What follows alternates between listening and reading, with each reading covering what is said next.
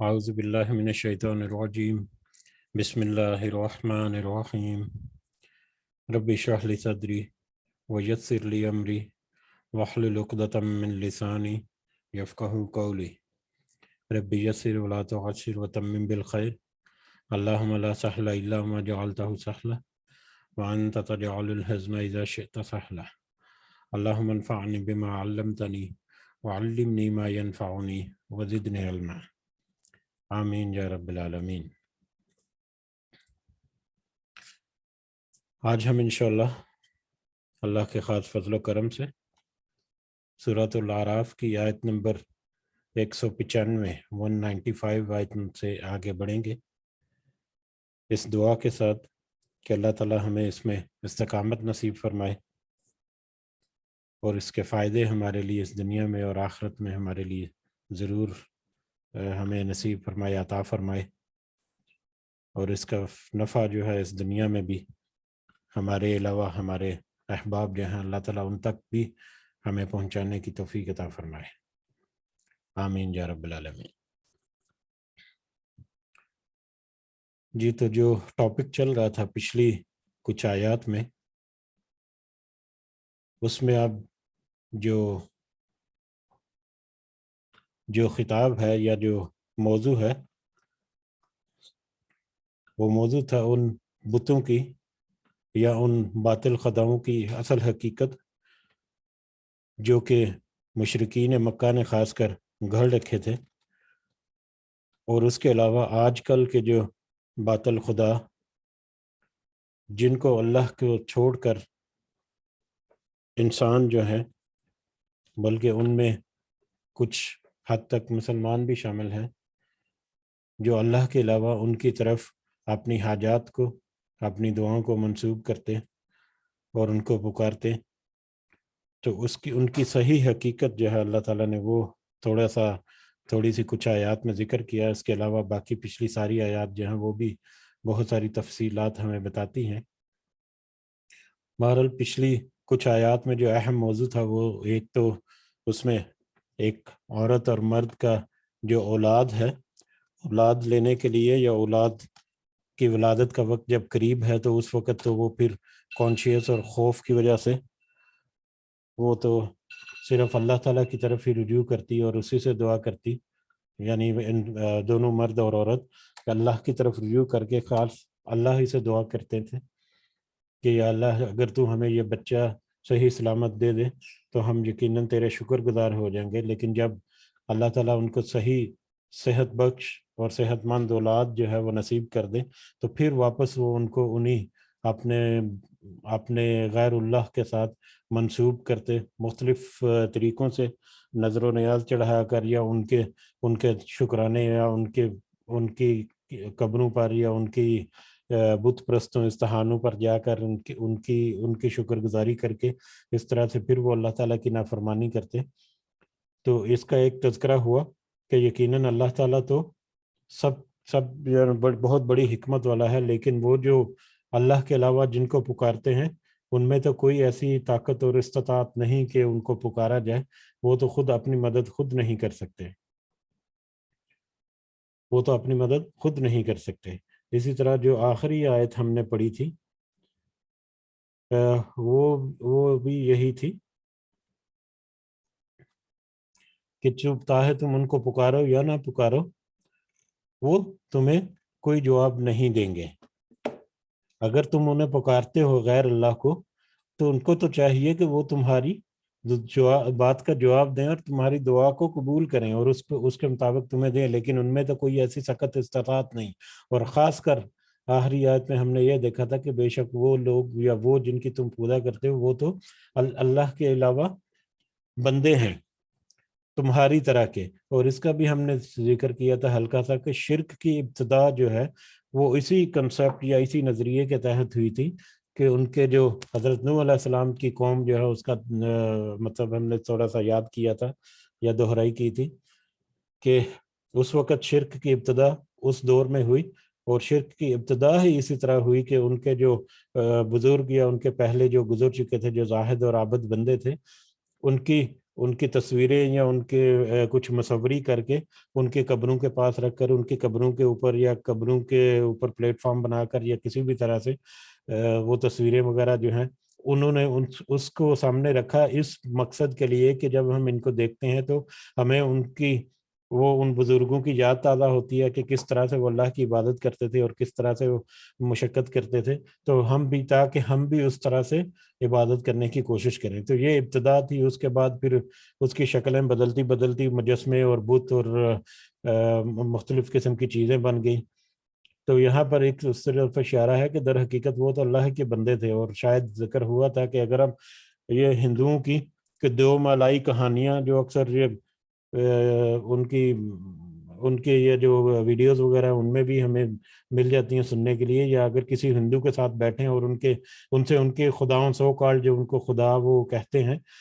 اگر ان کی سٹوریاں سنیں تو ہمیں ایسے ہی فیل ہوتا ہے جیسے نبیوں کو اللہ تعالیٰ نے معجزات دیے تو وہ بھی اسی طرح کے معجزات تھے۔ تو واللہ عالم کہ ان کی کیا حقیقت تھی، لیکن ہمیں تھوڑا سا ایک کلک ضرور کرتا ہے کہ ہو سکتا ہے کہ وہ اللہ ہی کے نبی ہوں جن کی بعد میں مختلف شکلوں میں پوجا شروع کر دی گئی۔ بہرحال اللہ تعالیٰ سے دعا ہے کہ اس سے ہمیں محفوظ رکھے شرک کے کسی بھی میٹر سے، اور ہمیں ایمان کی حالت میں، اسلام کی حالت میں اللہ تعالیٰ موت نصیب فرمائے، آمین یا رب العالمین۔ بڑھتے ہیں اگلی آیت کی طرف،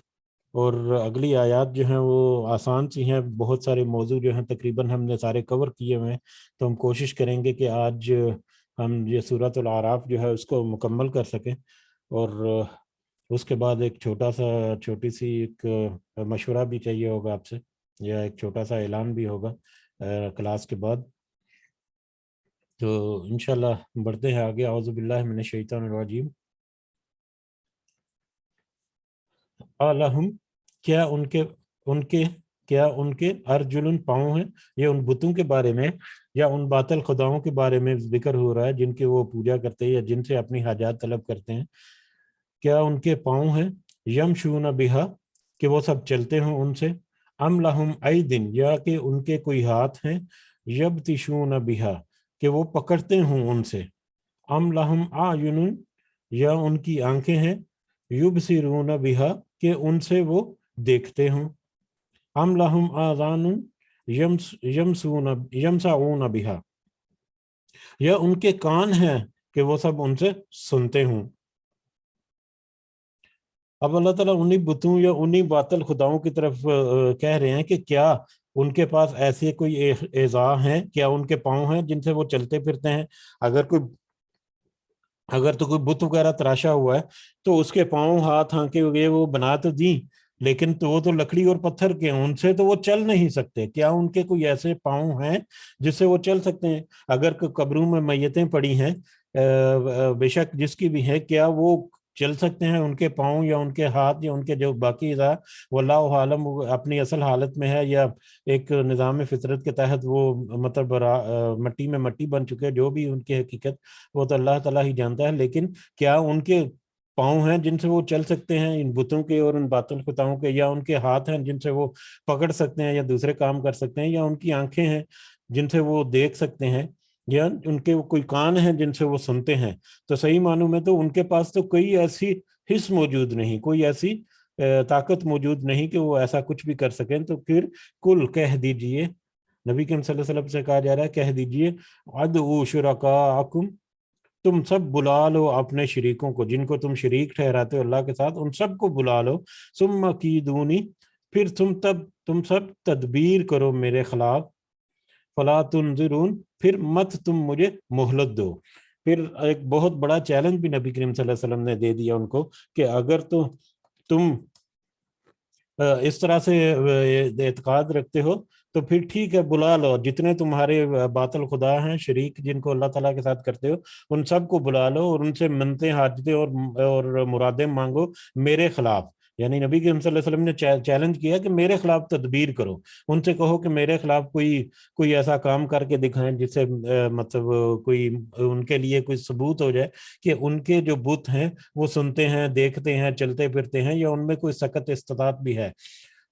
فلا تنظرون، پھر مت تم مجھے مہلت دو، اور تم مجھے مہلت بھی مت دو۔ اب میں تو یعنی نبی کریم صلی اللہ علیہ وسلم کی طرف سے تو ایک مہلت مل رہی ہے ان کو کہ ہدایت کی طرف آ جاؤ، تمہارے پاس وقت ہے، تم اصلاح کر لو اپنی، اللہ تعالیٰ کے عذاب سے ڈرو، قیامت کے وقت سے ڈرو، یہ زندگی گزارتے جا رہے ہو، اللہ تعالیٰ نے تمہیں مہلت دے دی رکھی ہے، تو تم مجھے تو بے شک مہلت بھی مت دو۔ ان سے کہو کہ ٹھیک ہے جو کرنا ہے امیڈیٹلی کر لیں، میرے لیے مہلت کا انتظار بھی مت کرو، اور اپنے خداؤں سے کہو جن کو اب تم شریک کرتے ہو اللہ سے کہ تم میرے خلاف کوئی تدبیر کر کے دکھاؤ یا میرے خلاف کوئی عمل کر کے دکھاؤ۔ ان ولی اللہ، بے شک میرا کارساز یا میرا ولی تو صرف اللہ ہی ہے، الذی نزل الکتاب، جس نے اتاری ہے یہ کتاب یعنی قرآن مجید، میرا ولی تو میرا مددگار جو ہے میرا دوست ہے وہ تو اللہ ہی ہے جس نے یہ کتاب اتاری، وہو یتولا، اور وہ کارسازی کرتا ہے، وہ دوستی رکھتا ہے، ولی ہے، کارسازی کرتا ہے، اور صالحین، نیکوکاروں کی، سب نیکوں کی، ٹھیک ہے، جو نیک بندے ہیں جو اپنی اصلاح کر کے صحیح رستے پر چلنے والے ہیں، اللہ تعالیٰ ان کی بھی مدد کرتا ہے، ان کی بھی دوستی رکھتا ہے اور ان کے لیے کارسازی کرتا ہے۔ والذین تدعون، اور وہ لوگ جنہیں تم پکارتے ہو، من دونہ، اس کے سوا، اور جنہیں تم اس کے سوا پکارتے ہو، اللہ کے علاوہ جن کو پکارتے ہو، لا یستطیعون نصرکم، وہ نہیں طاقت رکھتے تمہاری مدد کرنے کی، ولا انفسہم، اور نہ اپنے نفسوں کی، ینصرون، وہ مدد کر سکتے ہیں۔ وہ جن کو تم اللہ کے سوا پکارتے ہو وہ تو اپنی مدد کرنے کی طاقت نہیں رکھتے، وہ تو تمہاری مدد کرنے کی طاقت نہیں رکھتے، بلکہ اس سے اوپر کی بات کہ وہ اپنی طاقت، اپنی مدد کرنے کی طاقت نہیں رکھتے، اپنے لیے وہ کچھ نہیں کر سکتے، وہ تو خود تمہارے محتاج ہیں کہ تم ان کی صفائی ستھرائی کرو، ان کے سامنے کھانے رکھتے ہو تو وہ بھی تمہارے مجاور اور جو مزاروں کے جو مطلب بیٹھے رہتے ہیں وہ وہی کھا پی جاتے ہیں، وہ تو ان تک بھی نہیں پہنچتا، وہ تو اپنی مدد نہیں کر سکتے۔ وَإِن تَدْعُوهُمْ، اور اگر تم سب بلاؤ انہیں، إِلَى الْهُدَىٰ، ہدایت کی طرف، اگر تم ہدایت کی طرف انہیں بتاؤ، نصیحت کرو، لا يسمعوا، تو وہ نہیں سنیں گے۔ یہ وہی آیت ہے جو پہلے گزر چکی، چاہے وہ بتوں کی طرف منسوب کریں یا چاہے ان کافروں کی طرف، کہ جب تم ان کو ہدایت کی طرف بلاؤ تو وہ نہیں سنیں گے۔ وَتَرَاهُمْ، اور تو دیکھتا ہے انہیں، يَنظُرُونَ، کہ وہ سب دیکھ رہے ہیں تمہیں، إِلَيْكَ، آپ کی طرف، وَهُمْ لَا يُبْصِرُونَ، حالانکہ وہ نہیں دیکھتے۔ اب ان کی مصنوعی آنکھیں تو بنی ہوئی ہیں وہ بتوں وغیرہ کی یا جو بھی ہے، تو دیکھنے میں تو ایسے لگتا ہے کہ جیسے ان کی آنکھیں، لیکن ان میں صحیح حقیقت میں تو وہ مطلب پتلے ہی ہیں، وہ تو کچھ بھی نہیں دیکھتے، وہ کچھ دیکھ ہی نہیں سکتے، ان میں ایسی طاقت ہی نہیں۔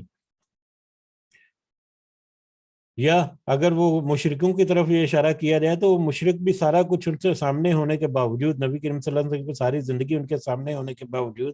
اور ان کے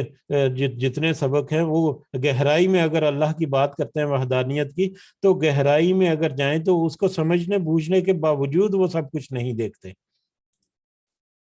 انہوں نے اپنی آنکھوں کے اوپر پردہ ڈال لیا ہوا خود سے ہی۔ خذ العفو، آپ اختیار کیجئے درگزر، آپ درگزر اختیار کیجئے،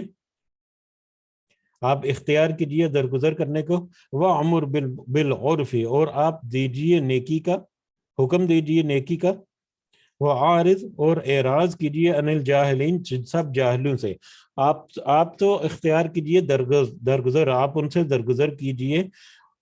آپ انہیں نیکی کا حکم دیجئے اور جاہلوں سے اعراض کیجئے، یعنی جاہل اگر کوئی ایسی جہالت والی باتیں کرتا ہے تو آپ ان سے اعراض کیجئے، ان سے زیادہ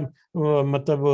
بحث و مباحثہ کرنے کی ضرورت نہیں، کیونکہ وہ تو حقیقت میں جاہل ہی ہیں۔ کوئی پڑھا لکھا، کوئی ذی شعور بندہ، اس کے ساتھ بحث کرنے کا کچھ نتیجہ بھی نکل سکتا ہے، لیکن جاہل، جو صحیح معنوں میں جاہل ہوں، ان سے تو بحث کرنے کا فائدہ بھی کوئی نہیں ہوتا، ان کو تو نہ کوئی علم، نہ کوئی تمیز، نہ کوئی ان میں اس طرح سے کوئی عادت ہے کہ وہ کسی دوسرے کی بات مانے سنے، وہ تو بس اپنی روش پر قائم رہتے ہیں۔ یہاں پر حضرت عمر رضی اللہ تعالیٰ عنہ کے سے ایک واقعہ بھی منسوب ہے کہ اویائنا کر کے ایک قبیلہ تھا، اس کے کچھ افراد آئے حضرت عمر رضی اللہ تعالیٰ عنہ کے پاس اور ان سے شکایت کی کہ آپ ہمیں ہمارا حصہ جو ہے مال میں سے وہ ہمیں پورا نہیں دیتے اور ہمارے ساتھ انصاف نہیں کرتے۔ تو وہ بہت غصے میں آ گئے کہ مطلب ان کا رنگ جو ہے بدل گیا غصے میں آ کر۔ تو ان کے پاس ان کے ایک صحابی تھے،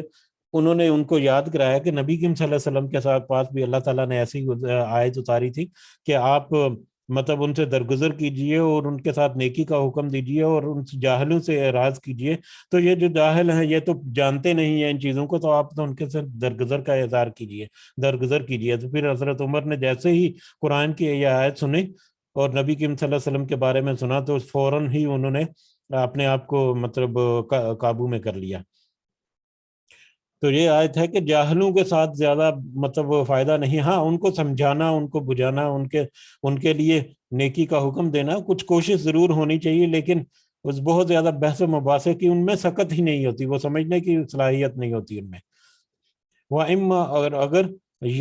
يَنزَغَنَّكَ ضرور ابھارے آپ کو من الشیطان شیطان کی طرف سے نزغن کوئی وسوسہ، فَاسْتَعِذْ بِاللَّهِ تو پناہ مانگیے اللہ تعالیٰ کی. اگر آپ کو نبی کریم صلی اللہ علیہ وسلم سے کہا جا رہا ہے کہ اگر آپ کو شیطان کوئی وسوسے سے ابھارے یا کوئی وسوسے سے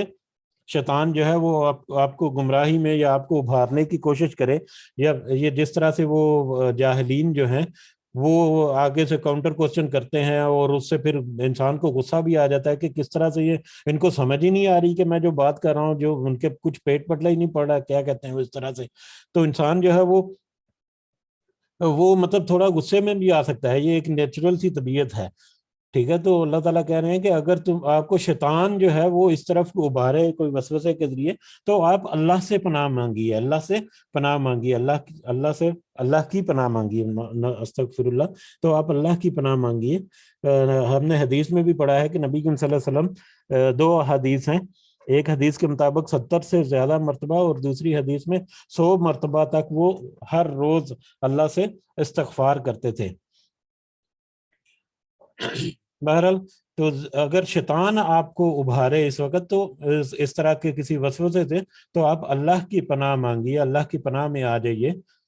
انہ سمیع علیم، بے شک وہ تو خوب سننے والا اور خوب جاننے والا، اللہ تو خوب سننے والا اور خوب جاننے والا ہے. ان الذین بے شک وہ لوگ اتقوا جن سب نے تقوی اختیار کیا، بے شک وہ لوگ جن سب نے تقوی اختیار کیا، اذا مسہم جو متقی لوگ ہیں، جو صحیح پرہیزگار لوگ ہیں، ان کی ایک بہت ہی اچھی صفت یہاں پر بیان کی جا رہی ہے. اذا مسہم طائف من الشیطان، جب چھو جائے انہیں کوئی برا خیال شیطان کی طرف سے. وہ لوگ جو تقوی اختیار کرتے ہیں، جب انہیں کوئی برا خیال شیطان کی طرف سے برا خیال یا برا وسوسہ کوئی چھو جائے،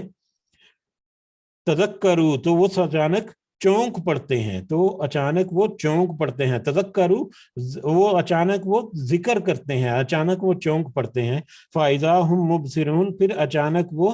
سب سوجھ بوجھ والے ہو جاتے ہیں، پھر اچانک وہ سب سوجھ بوجھ والے ہو جاتے ہیں. یہ بہت بڑی کوالٹی ہے، بہت بڑی صفت جو ہے اللہ تعالیٰ نے بیان کی ان لوگوں کی جو تقوی اختیار کرتے ہیں کہ جب ان کو شیطان کسی بھی معاملے میں کوئی وسوسہ ڈالتا ہے یا ان کے ذہن میں کوئی برا خیال لاتا ہے یا ان کو گمراہی کی طرف کوئی پیشکش کرتا ہے تو وہ اچانک سے چونک پڑتے ہیں، وہ اپنے آپ کو فوراً درست کر لیتے ہیں، فوراً اپنے مطلب ہوش میں واپس آ جاتے ہیں اور سوجھ بوجھ کرتے ہیں. تذکروا ذکر کرنے لگ جاتے ہیں، اچانک سے وہ پلٹتے ہیں. جیسے ہی ان کو اندازہ ہوتا ہے کہ شیطان کا کوئی نرغہ یا شیطان نے کوئی برا وسوسہ ان کے ذہن میں ڈالا ہے تو فوراً وہ اس کا احساس کرتے ہوئے فوراً وہ واپس پلٹتے ہیں، اللہ کی طرف پلٹتے ہیں اور سوجھ بوجھ والے ہو جاتے ہیں. یہ ان کی بہت بڑی کوالٹی اللہ تعالیٰ نے ذکر کی ہے اور یہ ہمیں سمجھ لینا چاہیے کہ جس کے اندر یہ کوالٹی موجود ہے وہ تقوی اور اللہ کا تقوی اختیار کرنے والا بندہ ہے. ہم بڑی آسانی سے اپنی جانچ کر سکتے ہیں، اسے اپنی پرکھ کر سکتے ہیں، اسے کہ کیا ہمارے سامنے کوئی ایسی بات آئے تو کیا ہم اس اگلی آیت میں اس کا فردر بھی آئے گا لیکن اس کے الٹ جو دوسرے ہیں ان کی کیا روش ہوتی ہے، بلکہ وہ بھی پڑھ لیتے ہیں پھر ایک دفعہ یہ ہمیں اور زیادہ واضح ہو جائے گا. وَإِخْوَانُهُمْ اور ان کے بھائی یعنی شیطانوں کے بھائی جو ہیں، شیطان کے بھائی، یمدونہم وہ سب کھینچتے ہیں انہیں فی الغی گمراہی میں، ثم لا یقصرون پھر نہیں وہ سب کمی کرتے اس میں، پھر نہیں وہ سب کمی کرتے اس میں. یعنی اگر شیطان ان کو وسوسہ ڈالے، شیطان ان کے ذہن میں برا خیال کو لائے یا ان کے سامنے کوئی پلیٹ میں سجا کر کوئی بری چیز ان کے سامنے پیش کر دے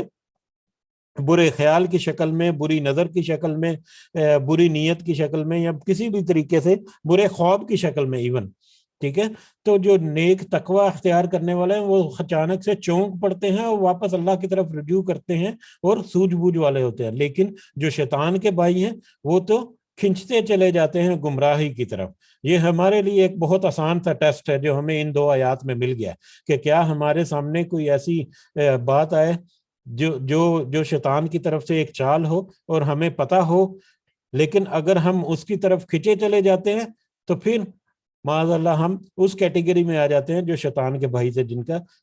جن کو جہاں پر جوڑا گیا۔ لیکن اگر اس سے خوف کھا کر، اللہ کا خوف کھا کر واپس اللہ کی طرف پلٹتے ہیں اور اپنی اصلاح کرتے ہیں، اللہ کا ذکر کرتے ہیں، دعا کرتے ہیں، تو پھر ہم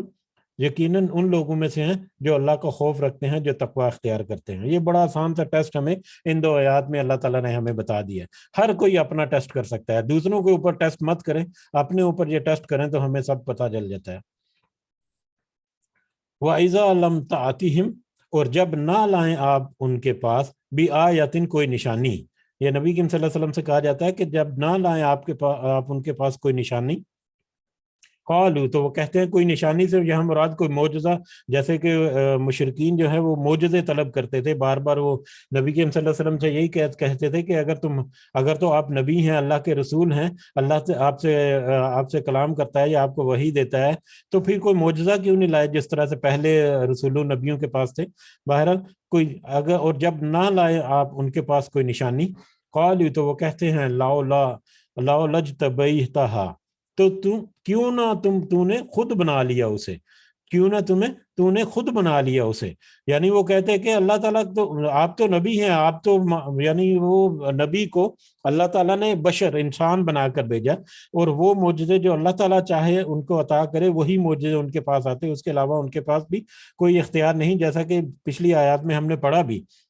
ٹھیک ہے۔ لیکن وہ مشرکین جو وہ تو یہ کہتے، گمان کرتے، یہ کہتے کہ یہ نبی جو ہے یا رسول جو ہے یہ تو انسان سے اوپر کی چیز ہے، یہ تو اس کے پاس تو ساری طاقتیں ہوتی ہیں، تو یہ تو خود سے معجزے بنا سکتے ہیں۔ تو اس کا یہیں پر اشارہ ہے کہ اگر آپ ان کے پاس کوئی معجزہ نہیں لائے تو وہ کہتے ہیں کہ خود سے بنا لو، تم اپنی طرف سے کوئی معجزہ تو کر کے دکھاؤ ہمیں۔ قل، آپ ان سے کہہ دیجئے، انما تبعو، بے شک در حقیقت میں پیروی کرتا ہوں، ما یوحا، جو وحی کی جاتی ہے، الیہ، میری طرف، من ربی، میرے رب کی طرف سے۔ آپ ان سے کہہ دیجئے کہ میں تو صرف اس چیز کی پیروی کرتا ہوں، اتباع کرتا ہوں جو اللہ کی طرف سے میری طرف وحی کی جاتی ہے۔ ھذا بصائر من ربکم، یہ روشن دلائل ہیں تمہارے رب کی طرف سے، یہ روشن دلائل ہیں تمہارے رب کی طرف سے۔ اب اللہ تعالیٰ کی طرف سے وحی کیا ہو رہی ہے؟ ایک تو قرآن مجید جو ہے وہ وحی ہو رہا ہے، اس کے علاوہ نبی کریم صلی اللہ علیہ وسلم کے قول و افعال جو ہیں اور ان کے اعمال جو ہیں وہ بھی اللہ تعالیٰ کی وحی کا ہی ایک ریفلیکشن ہے، ٹھیک ہے۔ تو یہ ساری چیزیں جو ھذا بصائر من ربکم، یہ سب تو روشن دلائل ہیں تمہارے رب کی طرف سے۔ وہدن، اور ہدایت، ورحمتن، اور رحمت، لقوم یؤمنین، اس قوم کے لیے جو ایمان لائے ہیں۔ یہ تو اس قوم کے لیے ہدایت اور رحمت اور روشن دلائل ہیں جو کہ ایمان لائے ہیں، جو ایمان والے ہیں۔ وَإِذَا قُرِئَ، اور جب پڑھا جائے، القرآن، قرآن، جب پڑھا جائے قرآن، فَاسْتَمِعُوا، تو سب غور سے سنو، غور سے سنا کرو، لہو، اس کو،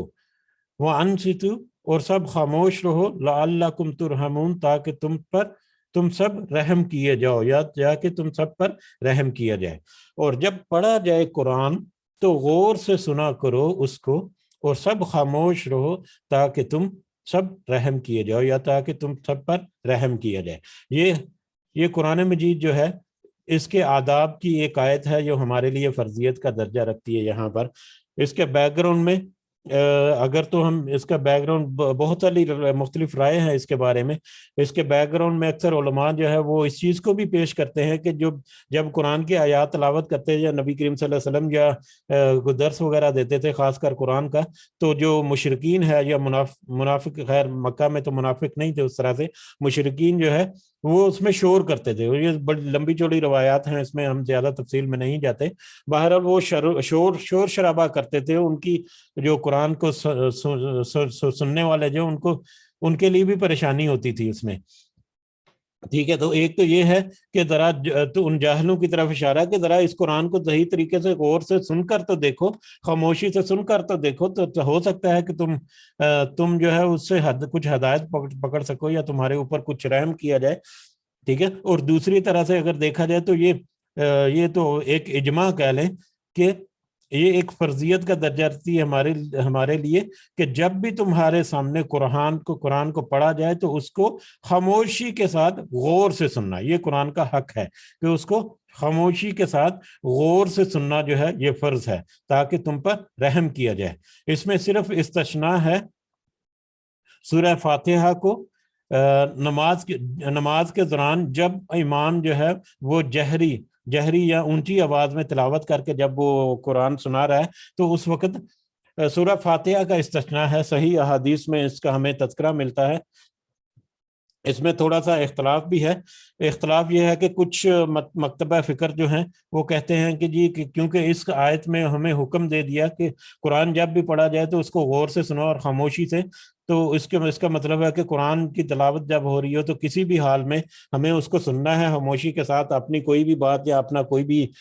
کلام جو ہے وہ نہیں کرنا. لیکن اکثر علماء کی یہ رائے بھی ہے جو حدیث میں ہمیں ملتی ہے اور وہ صحیح حدیث سے ہے. صحیح حدیث سے یہ ثابت ہے کہ نبی کریم صلی اللہ علیہ وسلم نے فرمایا, ایک دفعہ وہ قرآن مجید کا مطلب پڑھ رہے تھے نماز فجر میں ایک دفعہ وہ قرآن مجید کی تلاوت کر رہے تھے تو تلاوت میں ان کو قرت جو ہے وہ بوجھل ہو گئی, ان کی قرت ان کے اوپر بوجھل ہو گئی. جب نماز ختم ہوئی تو نبی کریم صلی اللہ علیہ وسلم نے پوچھا کہ تم بھی میرے ساتھ پڑھتے رہے, یعنی جو میں قرآن جو آیات پڑھ رہا تھا کیا تم بھی میرے ساتھ پڑھتے رہے ہو؟ انہوں نے کہا, صحابیوں نے کہا کہ ہاں ہم بھی ساتھ پڑھ رہے تھے. تو نبی کریم صلی اللہ علیہ وسلم نے فرمایا کہ تم ایسا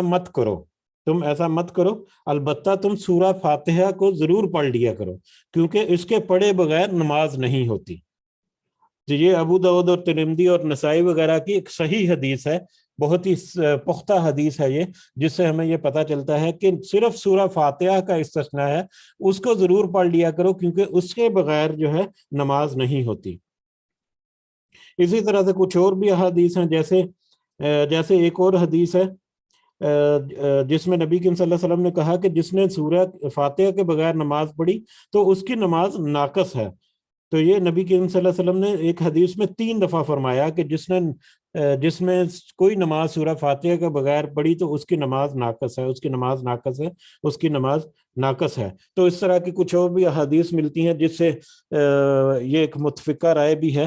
کہ سورہ فاتحہ کے بغیر کیونکہ نماز نہیں ہوتی تو اس کا استثناء جو ہے صرف سورہ فاتحہ ہے. اس کے علاوہ جو دوسری آیات یا دوسری جو قرآن کی تلاوت ہے اس کو خاموشی سے سننا جو ہے وہ ضروری ہے. اور سورہ فاتحہ کا بھی یہ لمیٹیشن ہے کہ جب امام جو ہے وہ اونچی آواز میں تلاوت کر کے قرآن مجید پڑھ رہا ہو تو اس وقت, اس کے علاوہ نہیں. جہری اگر کر رہا ہے تو پھر تو آپ نے اپنی پڑھنی ہی پڑھنی ہے. ٹھیک ہے. اس طرح اس کے بہت سارے ملتے جلتے متفرق اس کے مسائل بھی ہیں جن کا ہمارے پاس شاید وقت نہیں ہے. لیکن یہ ضرور ہے کہ اکثر علماء جو اس چیز کے قائل ہیں کہ سورہ فاتحہ لازم پڑھنی چاہیے تو وہ کہتے ہیں کہ امام جو ہے اس کو ایک سورہ فاتحہ پڑھنے کے بعد یہ پہلے تھوڑا سا وقفہ ضرور دینا چاہیے جس میں جو مقتدی ہیں وہ اپنی مطلب سورہ فاتحہ جو وہ بھی پڑھ لیں تاکہ ان کی نماز جو ہے وہ ناقص نہ ہو. لیکن اکثر جو امام ہیں وہ ایسا نہیں کرتے تو پھر ان کے ساتھ پیچھے پڑھنی پڑتی ہے. تو اس حدیث سے ہمیں یہ بہت واضح طور پر پتہ چل جاتا ہے کہ نماز میں بھی اگر جہری ہو رہی ہے تو سورہ فاتحہ پھر بھی ہمیں پڑھنی ہی پڑھنی ہے, اس کے بغیر ہماری نماز نہیں ہوگی, یہ بہت ہی اہم معاملہ ہے. اکثر جو ہے وہ کہتے ہیں کہ رکوع میں جا کر مل جائیں تو رکعت جو ہو جاتی ہے, رکوع میں جا کر ملنے سے بھی رکعت پوری نہیں ہوتی جب تک آپ نے سورہ فاتحہ نہیں پڑھی. واللہ اعلم بالصواب. صحیح حدیث کا میں نے ریفرنس بھی اسی لیے دے دیا کہ اللہ تعالی ہمیں صحیح سمجھنے کی اور صحیح پرکھنے کی ہمیں ہمت اور توفیق دے اور اس پر عمل کرنے کی بھی ہمیں توفیق دے. آمین یا رب العالمین. آیت نمبر 205 کی طرف بڑھتے ہیں. اعوذ باللہ من الشیطان الرجیم.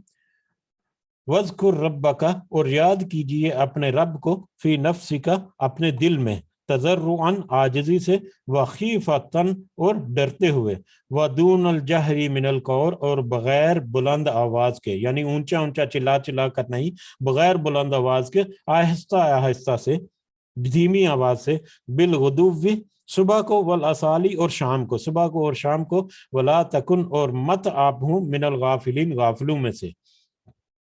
اور آپ اپنے رب کو بھی یاد کیجئے، نبی کریم صلی اللہ علیہ وسلم کے لیے، لیکن مطلب ایک اوپن خطاب کے حساب سے دیکھا جائے تو سب کے لیے بھی ہے کہ اپنے رب کو یاد کریں اپنے دل میں، بڑے عاجزی کے ساتھ، بڑے خشوع کے ساتھ، بڑی مطلب بڑی نرمی کے ساتھ، ٹھیک ہے، اور ڈرتے ہوئے، اللہ کا خوف دل میں رکھتے ہوئے، اور بغیر بلند آواز کے، چلا چلا کر نہیں، بلکہ ہلکی آواز میں، دل میں پڑے، دل میں دعا کریں، یا ہلکی آواز میں، جس سے آپ سرگوشی کی طرح، جس سے آپ کے کان جو ہیں آپ کی آواز کو سن سکیں، اتنی سی آواز میں، بلکہ اتنی خاص کر تلاوت کرنا قرآن مجید کی، بلکہ کہتے ہیں کہ نماز میں بھی جب آپ اکیلے نماز پڑھ رہے ہیں تو اتنی ہلکی سی سرسراہٹ سے جو آپ کے، تاکہ آپ کے کان بھی وہ آواز کو سنیں، ٹھیک ہے۔ تو بہرحال ذکر کیجئے، یاد کیجئے اللہ کو، اپنے رب کو، اپنے دل میں عاجزی کے ساتھ، اور ڈرتے ہوئے، اللہ کا خوف رکھتے ہوئے، اور بغیر بلند آواز کے، ہلکی آواز میں، سرسری سی آواز میں، صبح کو اور شام کو، یعنی دن اور رات، صبح شام جو ہے اللہ کا ذکر کیجئے، اور غافلوں میں سے مت ہو جائیے۔ جو صبح شام اللہ کا ذکر کرتا ہے، یہ بھی تقوی والوں کی نشانی ہے، اور جو ایسا کرنے والے ہیں یقیناً وہ اللہ سے کبھی غافل نہیں ہوتے، اور مت ہو جائیے آپ غافل ہونے والوں میں سے۔ ان بے شک، ان الذین، بے شک وہ لوگ، عند ربک، جو تیرے رب کے پاس ہیں، لا یستکبرون، نہیں وہ تکبر کرتے، بے شک وہ لوگ جو تمہارے رب کے پاس ہیں، اس میں ایک تو رب کے پاس جو ہیں وہ رب کے جو ملائکہ وغیرہ ہیں وہ بھی شامل ہیں جو اللہ کے پاس ہیں، یا اس کے علاوہ اللہ کے مقرب بندے جو ہیں، جو اللہ کے قریب ہیں، جن کو اللہ کا قرب حاصل ہے، جو صحیح معنوں میں اللہ کا تقوی اور اخلاص کے ساتھ اللہ کی عبادت کرتے ہیں، تو وہ جو تیرے رب کے پاس ہیں، لا یستکبرون عن عبادتی ہی، وہ نہیں تکبر کرتے اس کی عبادت میں، اس کی عبادت میں وہ تکبر نہیں کرتے، وہ عبادت بھی کرتے ہیں اللہ کی، اور اللہ کے سامنے اس کے فضل و کرم کی امید بھی رکھتے ہیں، یعنی اپنی عبادت کے اوپر وہ تکبر نہیں کرتے، بلکہ وہ عبادت کرتے ہیں، اور اس کے ساتھ ساتھ اللہ کے ساتھ عاجزی بھی کرتے ہیں، اللہ کا خوف بھی رکھتے ہیں، اللہ کا ڈر بھی رکھتے ہیں۔ وَيُسَبِّحُونَ، اور وہ سب تسبیح بیان کرتے ہیں اس کی، یعنی اللہ کی، اور وہ سب اللہ کی تسبیح بیان کرتے ہیں، وَلَهُ يَسْجُدُونَ، اور وہ اسی کو وہ سجدہ کرتے ہیں، وہ سب اللہ کی تسبیح بھی بیان کرتے ہیں اور اسی کو وہ سجدہ بھی کرتے ہیں۔ یہ اللہ تعالیٰ کی تسبیح بیان کرتے ہیں، اور ہر وقت اللہ کے قریب رہتے ہیں، اس کی عبادت کرتے ہیں، اور اس کی تسبیح بھی بیان کرتے ہیں، اور سب اسی کو سجدہ بھی کرتے ہیں۔ یہ آیت سجدہ ہے، یہ الحمدللہ ہماری یہ قرآن کی جو مجلس چل رہی ہے اس میں یہ پہلی آیت سجدہ بھی آ گئی۔ اللہ کا بڑا خاص کرم ہمارے اوپر کہ ہم اس کو لے کر آگے بڑھتے جاتے ہیں، آہستہ آہستہ، آرام آرام سے۔ اللہ تعالی ہمیں ہمت اور توفیق دے کہ ہم اس کو ضرور مکمل بھی کریں، اور ہمارے یہ جو محفل ہے اللہ تعالیٰ اس میں بھی ضرور برکت ڈالے۔ بہرحال یہ آیت سجدہ ہے، آیت سجدہ کے بارے میں مختصر سا 2 منٹ میں آپ کو بتاتا چلوں، یقیناً آپ کا سب کو پتہ ہی ہے، لیکن یہ ہماری ایک یاد دہانی ہے بس، اور میرے پاس تو ایک بہت ہی محدود سا علم ہے، یقیناً آپ احباب کے ساتھ بہت سارے اور بھی معلومات ہوں گی۔ بہرحال آیت سجدہ تقریباً مختلف رائے ہیں، کسی کے نزدیک 11، کسی کے نزدیک 14، کسی کے نزدیک 15 آیت سجدہ ہے۔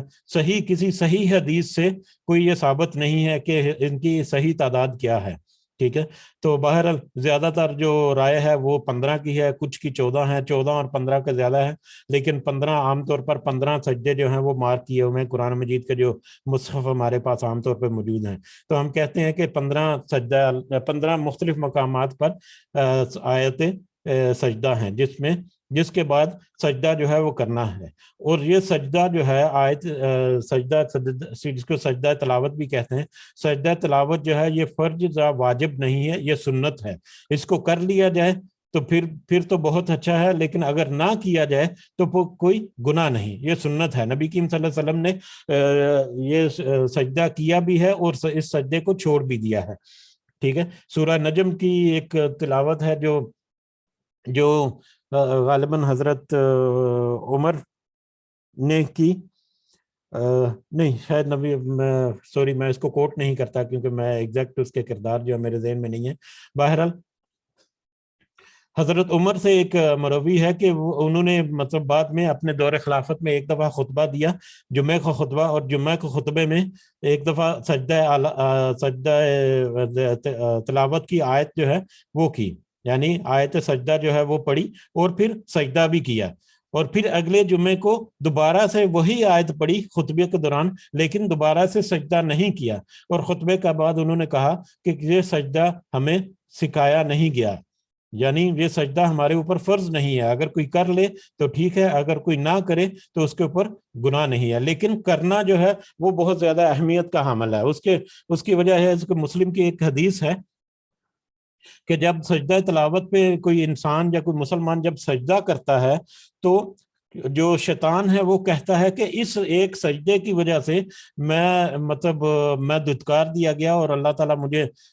جہنم میں بھیج دے گا، اور اس ایک سجدے کی وجہ سے مسلمان جو ہے یا مومن جو ہے وہ جنت میں چلا جائے گا. تو یہ سجدہ کرنا جو ہے یہ شیطان کی رسوائی کا باعث ہوتا ہے، یہ ایسا ہی ہے کہ جیسا کہ شیطان کو رسوا کرنا ہے. تو اس لیے اس سجدے کی اہمیت بھی ہے، اس کو کرنا جو ہے بہت زیادہ اہمیت اس کو دینی چاہیے کہ جب بھی آپ کو موقع ملے آپ سجدہ ضرور کریں. اس کے لیے قبلہ رو ہونا جو ہے وہ بھی ضروری نہیں ہے، وہ بھی شرط نہیں ہے، باوضو ہونا جو ہے وہ بھی شرط نہیں ہے، اور اس کی دعا جو ہے وہ بھی ایک دعا ہے، ایک دو دعائیں اس کی موجود ہیں، اگر دعائیں کسی کو آتی ہیں تو ٹھیک ہے، نہیں تو سجدہ میں عام جو دعا کی جاتی ہے سبحان ربی الاعلیٰ وہ بھی پڑھی جا سکتی ہے، لیکن اس کی دعا جو ہے وہ یاد کر کے رکھیں تو وہ بہتر ہے. سجد وجہ للذی خلقہ وصورہ وشقہ وسمعہ وبصرہ بحولہ وقوتہ فتبارک اللہ احسن الخالقین. ایک تو یہ دعا ہے، یہ دعا جو ہے وہ پڑھنی چاہیے سجدہ میں. اس کے علاوہ ایک اور بھی دعا ہے، اگر دعائیں نہیں پتہ یقیناً یاد رکھنی چاہیے، یاد ہوں گی ہم سب کو، تو پھر سجدے کی جو نارمل ہم دعا پڑھتے ہیں وہ بھی کر سکتے ہیں. اور یہ سجدہ جو ہے وہ ایک ہی ہوتا ہے، جیسے ہم رکعت میں 2 کرتے ہیں، یا سجدہ صاحب 2 ہوتے ہیں لیکن سجدہ تلاوت جو ہے وہ ایک ہی ہے. تو یہی اہم نکتے ہیں سجدہ تلاوت کے متعلق. اس کے علاوہ بہت سارے دیگر مسائل جو ہیں وہ بہت بڑی لمبی ایک بحث ہے، اس میں ہم نہیں جاتے آج. اللہ تعالیٰ سے دعا ہے کہ اللہ تعالیٰ ہمیں صحیح فہم اور صحیح سمجھ بوجھ جو ہے وہ ہمیں عطا فرمائے، اور اس پر ہمیں صحیح معنوں میں اپنی اصلاح کرنے کی بھی اللہ تعالیٰ ہمیں توفیق عطا فرمائے. سورۃ الاعراف جو ہے وہ آج مکمل بھی ہو گئی. اس میں بہت ساری باتیں ایسی ہیں جو ہم دیکھیں اگر تو ہماری زندگیوں میں بھی کسی نہ کسی طرح سے ہمارے معاشرے میں ارد گرد جو ہیں وہ موجود ہیں. اللہ تعالیٰ سے دعا ہے کہ اللہ تعالیٰ میں یہ ہمت اور طاقت نصیب فرمائے کہ ہم کسی طور پر ان کی بھی مدد کر سکیں کہ وہ اپنی اصلاح کر سکیں جو ایسے معاملات میں پڑے ہیں موجود. وما علینا الا البلاغ المبین. جی اگر کسی کو کوئی پوائنٹ ایڈ کرنا ہے تو آپ کر سکتے ہیں، نہیں تو مجلس کا اختتام کرتے ہیں، اس کے بعد میں 1 منٹ لوں گا آپ کا بھی.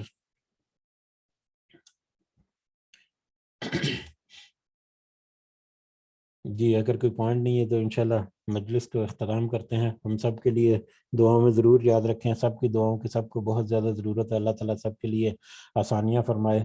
اور سب کی جو مشکلیں مصیبتیں ہیں اللہ تعالیٰ ان کو دور فرمائے، اور ان کی جائز خواہشات کو اللہ تعالیٰ ضرور قبول اور منظور فرمائے اور پوری فرمائے. اور جو والدین جو اس دنیا میں نہیں، اللہ تعالیٰ ان کو جنت الفردوس میں اعلیٰ مقام عطا فرمائے، اور جو اس دنیا میں ہیں اللہ تعالیٰ انہیں صحت اور تندرستی سے بھرپور زندگی عطا فرمائے. اور جو مائیں اپنے بچوں کی وجہ سے پریشان ہیں، ان کی صحت کے حوالے سے اور ان کے باقی معاملات تعلیم کے حوالے سے، اللہ تعالیٰ ان کی بھی آسانی اور ان کی رہنمائی فرمائے. وما علینا الا البلاغ المبین. ربنا تقبل منا انک انت السمیع العلیم وتب علینا انک انت التواب الرحیم. سبحان ربک رب العزۃ عما یصفون وسلام علی المرسلین والحمد للہ رب العالمین. سبحانک اللہم وبحمدک اشہد ان لا الہ الا انت استغفرک واتوب الیک. جزاکم اللہ خیرا. السلام علیکم ورحمۃ اللہ وبرکاتہ.